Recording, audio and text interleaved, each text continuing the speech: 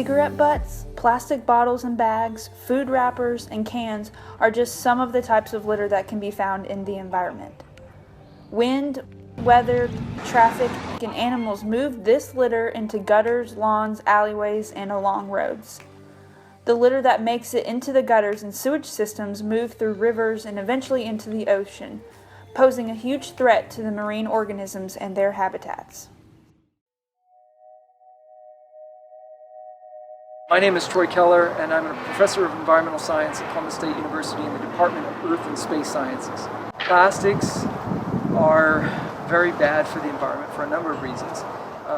They leach chemicals, and they also attract chemicals.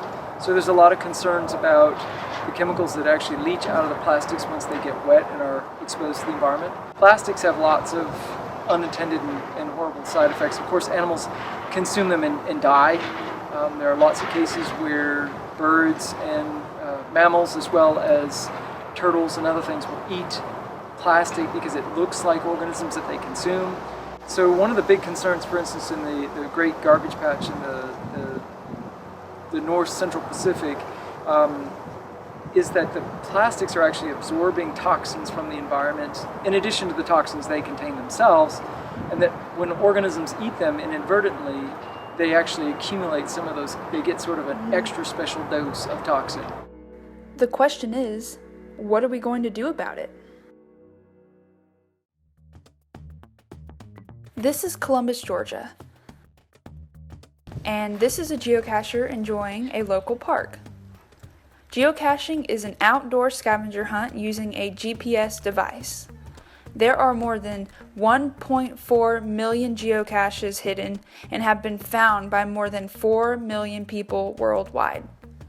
In fact, Columbus is home to the first official Geo Tour. Buddy and I, that we geocached together, we were looking for, one summer we were looking for something to do, and we had learned about Geo Tours through Groundspeak, which is the host company or parent company of geocaching. And because of being head of the CVB, we're always looking for ways to bring people in to visit and explore the area. So this seemed like just a natural, obviously tying an outside adventure sort of thing together with exploration. Because I mean, when you geocache, it's most oftentimes, if you're really into it, it's like, you know, the most common phrase is, "I never knew this was here." And so that's why we wanted to set something up. So we put all those ideas together and then reached out to geocaching.com, Groundspeak, and they had just started the Geo Tour concept. Matter of fact, Columbus had established the first official Geo Tour. With this Geo Tour, we've got every geocache has a log. This is so that the finder can record that they found it, the date that they found it. In some instances, they'll actually write a small story of maybe their adventure. And then also, we try to include a pencil. They actually discourage pens because in cold weather, the ink in the pen can freeze. So yeah, we have seen people from Australia, Hawaii, Canada, Europe. We've had people that have moved, that are here for Fort Benning graduations. We've had people that were evacuating Florida because of hurricanes that have stopped off to do geocaches here. So, and they almost always have a great story in that process.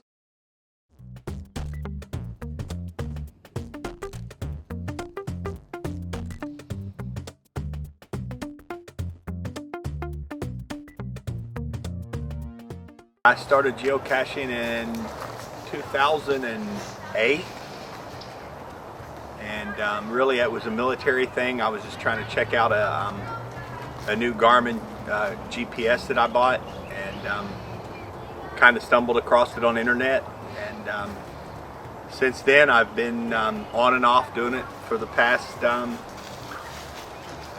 15 years, so quite a bit of geocaches to do over that time. Okay.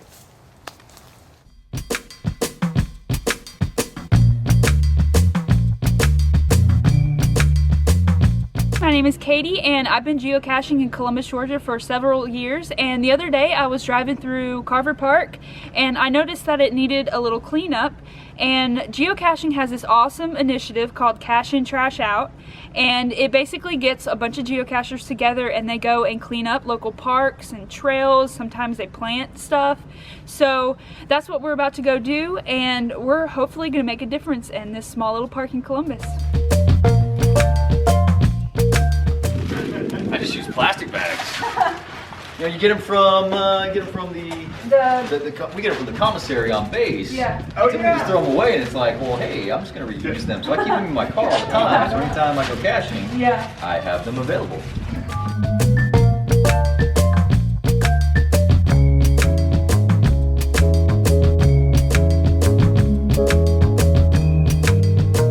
I found a hard hat and like a couple pairs of jeans.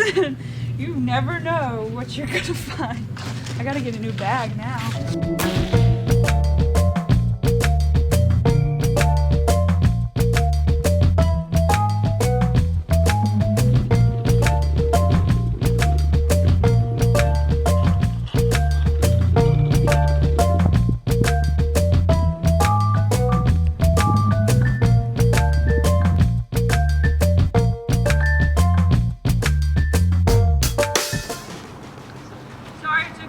This is what was holding me up. I mean, I think awareness is the key thing, and taking a little bit of pride in putting your trash in the appropriate places. The city of Columbus, for instance, does have a landfill which will accept all of those items, but they also have a municipal recycling facility which accepts all of those items as well. So you can put all of those items into any curbside recycling bin, and they will go and they'll be sorted, and they will get reused in ways that will help prevent future trash.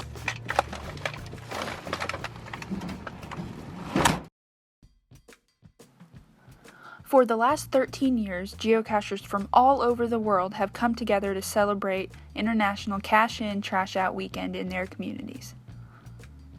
In 2015, over 17,800 geocachers participated in the International CITO Weekend.